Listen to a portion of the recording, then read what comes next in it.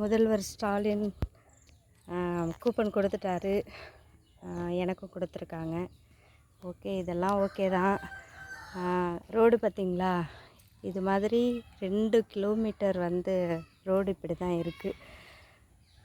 மழை பெஞ்சதுன்னா ரொம்ப கஷ்டம், போக முடியாது. நான் என்ன சொல்கிறேன்னா, ரோடு, தண்ணி வசதி, இது மாதிரி அடிப்படை தேவைகளை இவங்க செஞ்சு கொடுத்தா இந்த காசை வச்சு எவ்வளவோ மக்களுக்கு நல்லாயிருக்கும்.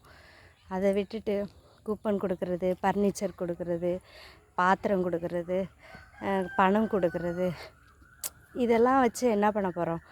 இதெல்லாம் வாங்க முடியாமையா தமிழ்நாட்டு மக்கள் இருக்காங்க? யோசிங்க, தயவுசெய்து யோசிங்க. இது ஒன்றும் இலவசம் கொடுத்து பண்ணுற அளவுக்கு தமிழ்நாடு அரசு ஒன்றும் வியாபாரம் நடத்தலை. அதெல்லாம் புரிஞ்சுக்கோங்க. நல்லாட்சி தேவை அப்படின்னா நமக்கு இந்த பாத்திரம் கொடுக்கறது இதெல்லாம் வேண்டாம். நல்லவங்களுக்கு ஓட்டு போடுங்க. ரோடு வசதி வேணும், தண்ணி வசதி வேணும். தண்ணி பைப்பு இருக்குது, ஆனால் வராது, தண்ணி வராது. அப்படிப்பட்ட சூழ்நிலையில் தான் வாழ்ந்துகிட்ருக்கோம். புரிஞ்சுக்கோங்க, மக்களே புரிஞ்சுக்கோங்க. விஜய் அண்ணனுக்கு ஓட்டு போடுங்க. நமக்கும் நல்லது நடக்கணும்.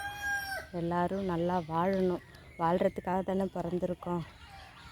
இப்படியே சுரண்டிக்கிட்டே எவ்வளோ நாளைக்கு நம்மளாலும் விட்டு கொடுத்துக்கிட்டே இருக்க முடியும்? அதனால் ஓட்டு போடுங்க, தயவுசெய்து ஓட்டு போடுங்க. உங்களை கையெடுத்து கும்பிட்றேன். விஜய் அண்ணாவுக்கு ஒரு வாய்ப்பு கொடுங்க. நன்றி.